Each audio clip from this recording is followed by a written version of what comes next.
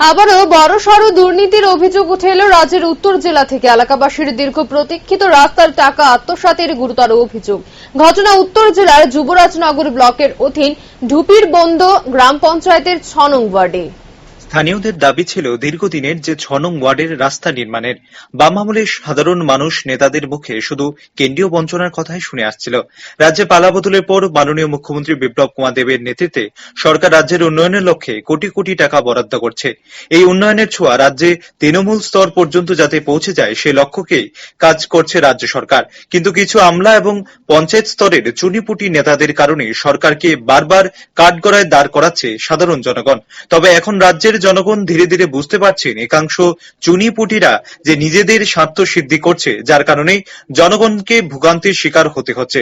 প্রসঙ্গত উত্তর জেলার যুবরাজনগর ব্লক এলাকায় কিভাবে অভিভাবকহীনতায় ভুগছে তা নিয়ে জোর জল্পনা চলছে বিভিন্ন মহলে।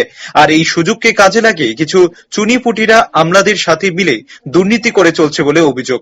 পূর্বেও যুবরাজনগর ব্লকের অধীনে বেশ কিছু দুর্নীতির অভিযোগ সংবাদ শিরোনামে উঠে এসেছে। আজ আবারও একটি রাস্তা নির্মাণকে কেন্দ্র করে দুর্নীতির অভিযোগ সংবাদ দপ্তরের পৌঁছায়। কিন্তু সাংবাদিকরা ঘটনাস্থলে গিয়ে এক আজব ভুতুড়ে কাণ্ড দেখতে পায়। রাস্তার জায়গায় রাস্তা নেই, দুপাশে রয়েছে পুকুর। এলাকাবাসীদের সাথে কথা বলে জানা যায় বিগত বছর খানেক আগে এখানে রাস্তা নির্মাণের লক্ষ্যে মাত্র ৩ থেকে ৪ দিন কাজ হয়েছিল। এই রাস্তা হচ্ছে টুপিরবন্দ গ্রাম পঞ্চায়েতের অধীন ৬ নং ওয়ার্ডের ফখর উদ্দিনের বাড়ি থেকে শুরু করে আব্দুল মালিকের বাড়ি হয়ে তামাজুল আলীর বাড়ি পর্যন্ত। এলাকাবাসীদের অভিযোগ এখানে মাত্র ২ থেকে ৪ দিন রাস্তার কাজ হয়েছে, তার মধ্যে বাঁশের গড় দেওয়ার কাজ হয়েছে।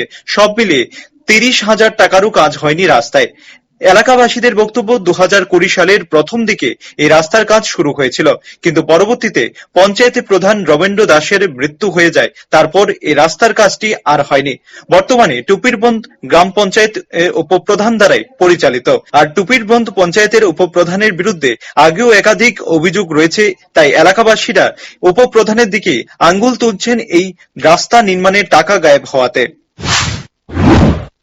পিছনে রাস্তা একটা আছে, ওইটা দিয়া লাগার কথা। এটা লাগছে নি রাস্তাটা? না, লাগছে না। এটা আপনার নাম? সেলিমউদ্দিন। আপনার বাসা? ডুবিরবন্দ। কত নম্বর ওয়ার্ড এটা? এটা ৬ নম্বর ওয়ার্ড।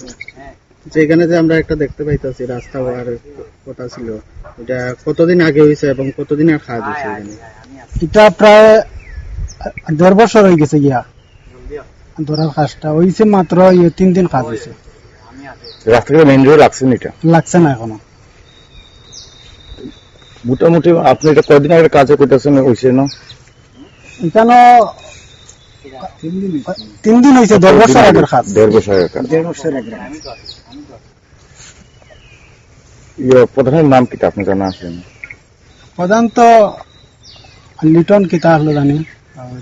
তিনি তো মারা গেছে। নাই, তাই না? নাই। উপপ্রধানের নাম আজিমউদ্দিন উপপ্রধান।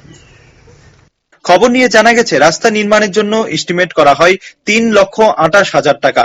খরচ দেখানো হয়েছে ৩,২৩,০০০ টাকা। এখন দেখার এই রাস্তা নির্মাণের কাজের টাকা আত্মসাতের অভিযোগের প্রকাশ্যে আসার পর সংশ্লিষ্ট দপ্তরের আধিকারিকরা কি ভূমিকা গ্রহণ করেন। নিজস্ব প্রতিনিধির প্রতিবেদন, রাইজিং ত্রিপুরা।